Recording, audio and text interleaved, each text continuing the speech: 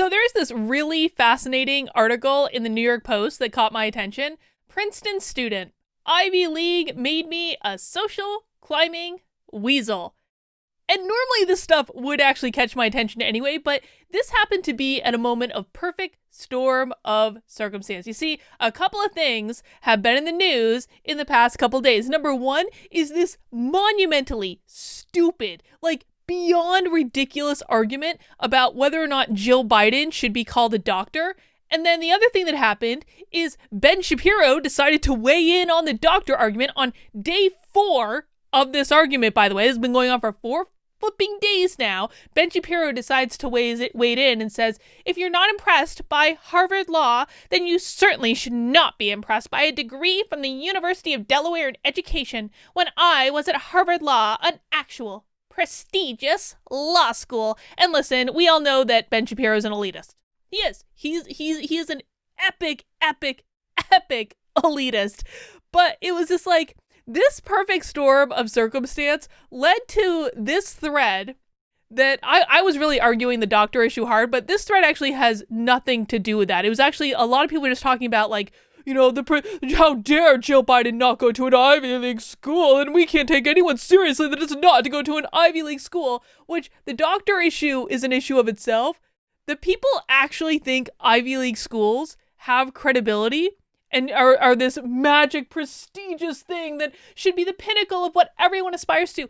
This is a whole nother level of stupid. And so I wrote this Twitter thread, and this is actually an occasion because this is probably going to be the last time I cite a Twitter thread because, side note, I've also made the decision to basically stop using Twitter. I posted about it. Dude, I posted about it. I'll even prove it. My time on Twitter is numbered. You can see right here, I posted a whole video on my locals today. Yes, I'm serious about quitting Twitter. I post it for updates of things, but I won't be snarky tweeting. The reason for that is Twitter is a cesspool. It is a horrible place to be. It is incredibly toxic, and I've had enough. So if you want to interact with me, you definitely want to join my locals. The information is literally right below me, kb.locals.com. If you're watching this video, this is actually particularly pertinent to you because I post all of my videos ad-free on my locals. There's also special little perks and exclusives and things like that. Because Locals is good social media. Twitter is bad social media. Locals is good social media. It is the good social media for adults that does not leave me wanting to pull what remains of my hair out of my skull because adults can't have rational conversations. But we are going to cite this Twitter thread because I want to make a point, and then we're going to go and read about why Princeton is a BS school that is not actually about producing the finest young minds, but is all about status and prestige. And here's the thing that I really want people to understand. And let's just jump into it. I'll read the thread. The value of your college degree is not dependent on what you studied. It is not dependent on where you studied. It is dependent upon what you do with that degree. So the whole idea, one of the reasons that colleges are getting themselves in an awful lot of trouble is because you can't justify spending, what was Syracuse University from that video I did the other day? $77,000 a year. Not total, a year on a college education when you graduate out into a work environment where you might make maybe if you're lucky $40,000 to $50,000 in an entry-level job. You can't justify that. The return on investment is not there. And this is one of the things that is getting colleges in trouble. Now, the whole idea of a return on investment is pretty simple, pretty basic. You start off investing a pool of money into some project, and you do that because you believe that the investment of that money is going to bring you back more money in return. So if we're talking about a return on investment on something like a college degree, a college education, it really has nothing to do. The return you get has nothing to do with what your degree is in. It has nothing to do with where you went to school. It all depends 100% on what you do with the degree after graduation. So let's keep going with this thread. I think majoring in gender studies is stupid, and I do. However, that does not mean that a degree in it is fundamentally worthless. You can major in gender studies and use what you learn to go out into the world and create a successful organization that literally raises billions of dollars, hello Black Lives Matter, and make a ton of money and be very successful doing it. That means the degree is valuable. It set you up to do that. Now, I'm not saying that I think gender studies majors make a better world. I'm not saying that organizations like Black Lives Matter are good. That's not the point. When we're talking about a return on investment, we are looking at how much you put into something and what you get as a result of that. How you feel about Black Lives Matter or gender studies or social justice has absolutely nothing to do with the return on investment.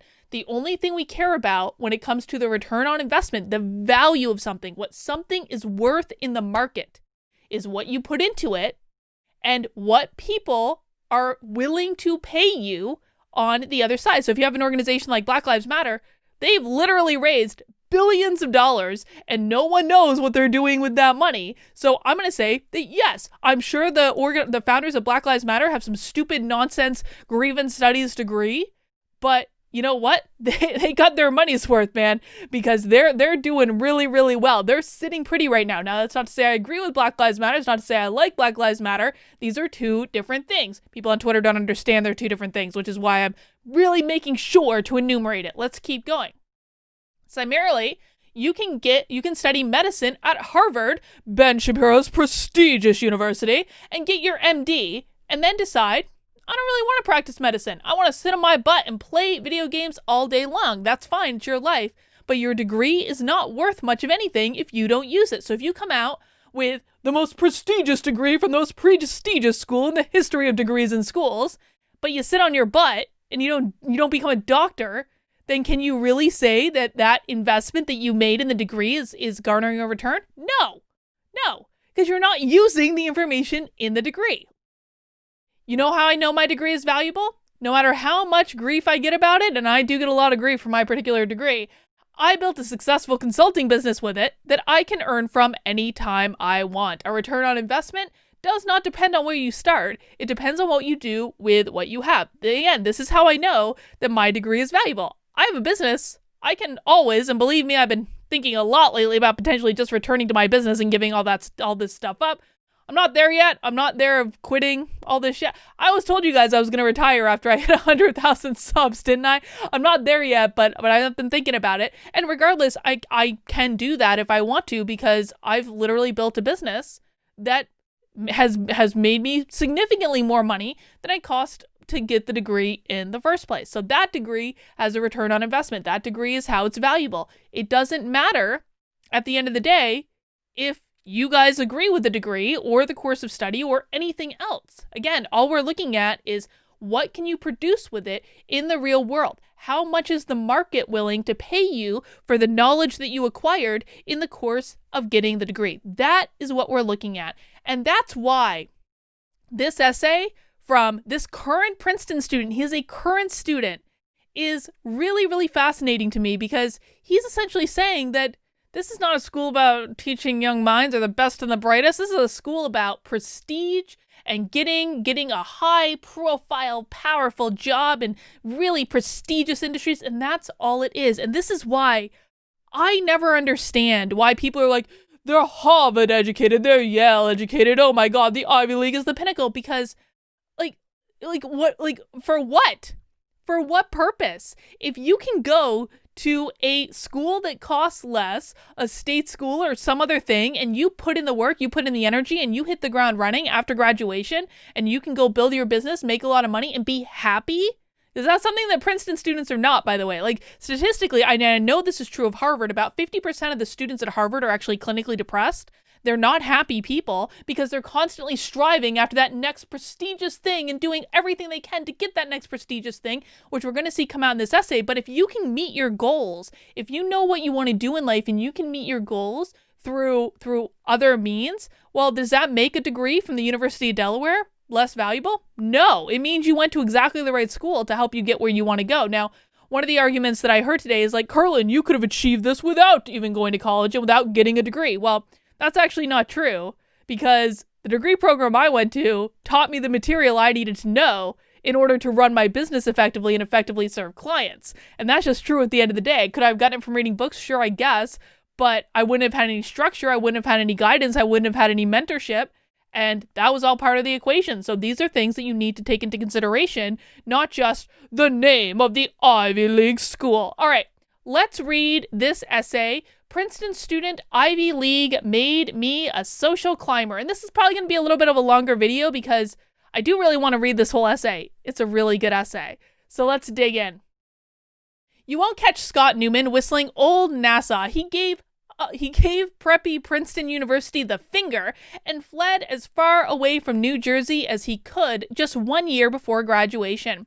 The class of 2021 history major, who is finishing his degree remotely, is now living nearly 10,000 miles off campus in sunny Sydney, Australia, and he hopes to never darken Tiger territory again.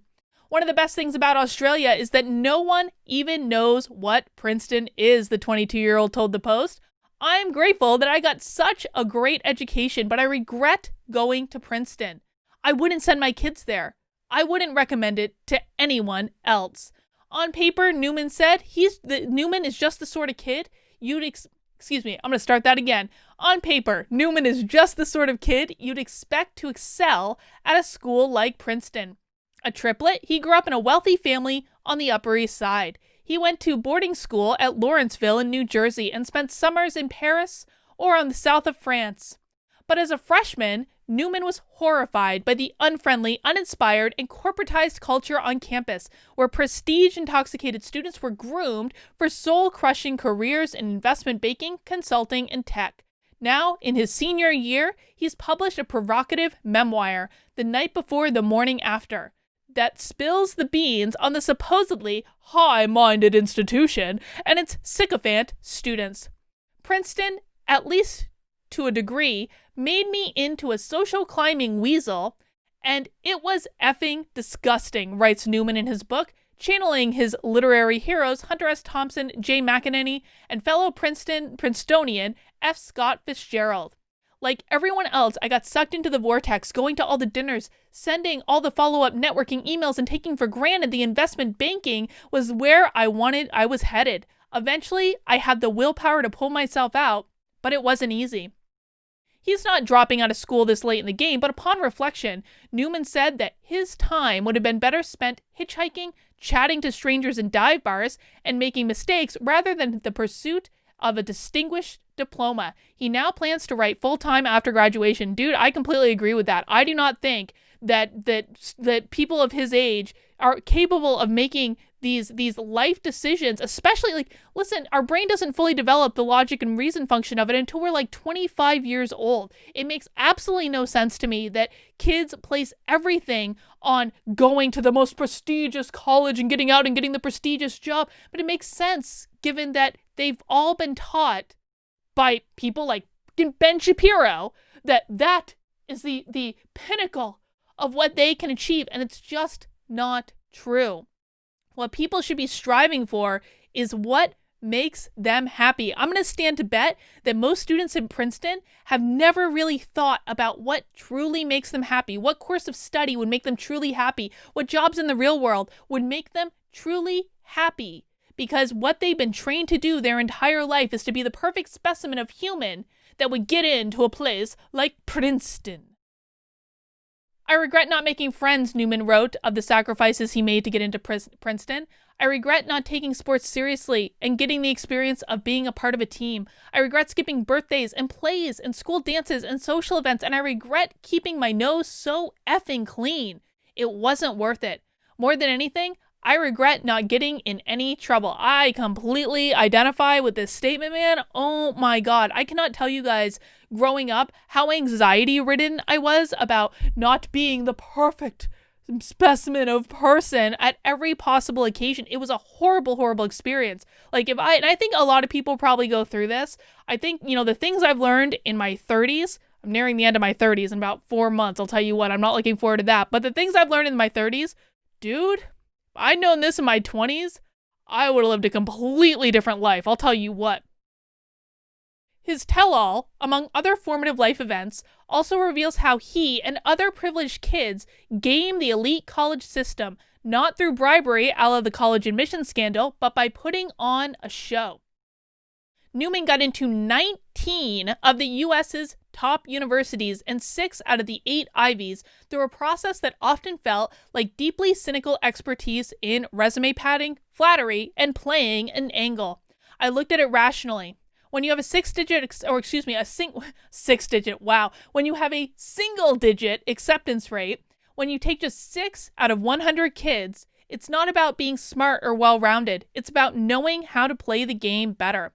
Newman claimed that Ivy League schools prefer students who are super devoted on one specific progressive cause. So as a writer and burgeoning historian, he focused on crafting the world's most superabundant curriculum vitae that played to those strengths. He wrote for the student newspaper and the literary magazine. He was editor-in-chief of Lawrenceville's history publication. He was on the Diversity Council and did mock trial. He was invited to the New England Young Writers Conference at Breadloaf. Over the summers, he took classes in Paris on French Enlightenment and creative writing at the Paris American Academy. He joined a program called Seeds of Peace that facilitated dialogue on the Arab-Israeli conflict. Isn't that ironic? He got a scholarship from State Department to study Arabic in Jordan. He interned in the office of Louisiana Congressman Steve Scalise, who he calls a real-life Frank Underwood. He even co-founded his own international news company with 12 staff editors in 10 countries. Colleges ate that up because it shows leadership and initiative, he said, and it looks like we're making the world a better place by bringing global perspectives together.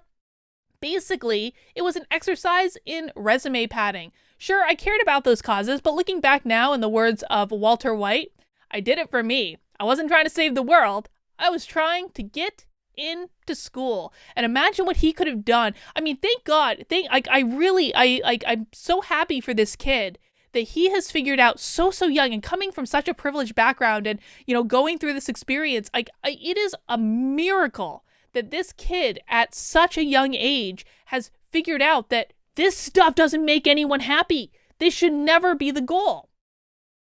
A college essay is no different than creating a Tinder, Bumble, or Instagram profile, Newman said. You are presenting a version of yourself that you know colleges are going to like. So to get in, you need to bludgeon your inner Holden Caulfield and be a phony.